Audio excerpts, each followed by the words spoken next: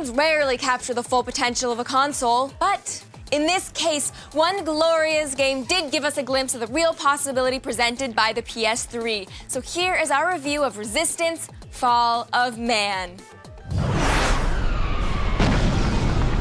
Hey, it's Killzone. Oh wait, no it's not. It's an actual game. This is it, Resistance: Fall of Man. You're with me, let's go! The premier game for the PS3, developed by the reliable creators of Ratchet & Clank, Insomniac Games. The game takes place in an alternate 20th century, where World War II never got off the ground because some type of virus has unleashed hordes of creatures upon Europe, leaving only a pocket of survivors in Britain. Kiss air support, goodbye! America hasn't been affected, but they do get involved, which is where you come in. You fight, and then you get infected, and that's when things get really bad. The game is obviously an action game, and that's with a capital A. Insomniac has thrown in everything but the kitchen sink, with massive battles, corridor crawls, boss standoffs, weapons, and a wide variety of creatures to square off against. All of this is wrapped up in a package that has some of the best pacing ever in a game of its type. But let's get to one important factor, the graphics. This is standard definition, and it doesn't look like much of an improvement. High def does look significantly better, although it's not close to the now comically overstated promises from Sony. That being said, it's a very attractive game whose look sets an effective mood as the tension increases with each ensuing chapter. And tension is at the heart of the game, as some of the large-scale battles with supporting allies feels hopeless and overwhelming, as inventive munitions scream every which way.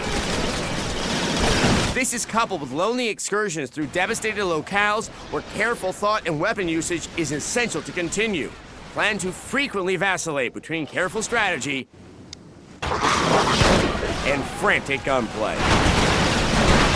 And what weapons you have. True to form, Insomniac has stocked the arsenal with creative death dealers that range from the traditional machine gun and the surprisingly effective shotgun.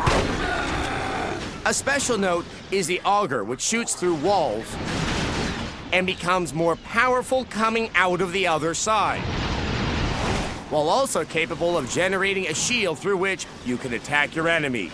I want this alternate reality. Okay, maybe not, because these enemies are something else and really an uncomfortable joy to encounter. From the more humanoid to the terrifyingly immense to the malevolently emaciated, the game shows remarkable creativity in design and implementation, coupled with wicked artificial intelligence that prevents replays from feeling identical, although this always gets to me.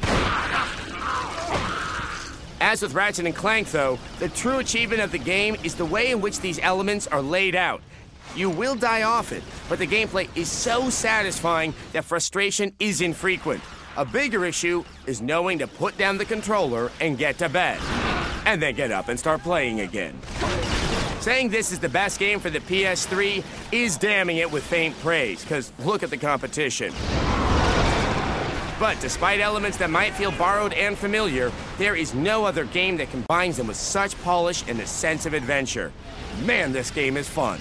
A 5 out of 5. Resistance: Fall of Man manages to give us hope for real competition in the next generation of the console wars. Resistance has great multiplayer, but since we had to play it before the launch of the console, there wasn't anyone online to play against. So come look at our web review for a more complete exploration of the multiplayer.